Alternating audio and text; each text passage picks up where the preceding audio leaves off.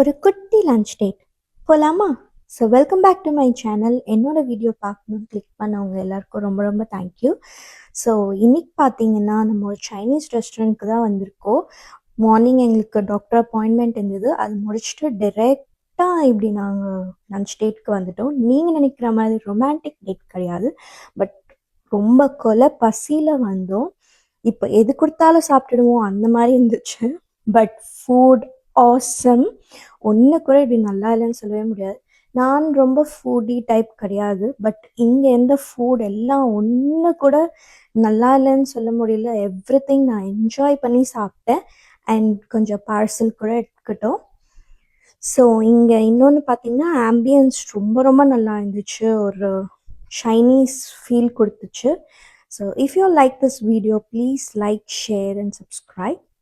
Thanks for watching. Bye.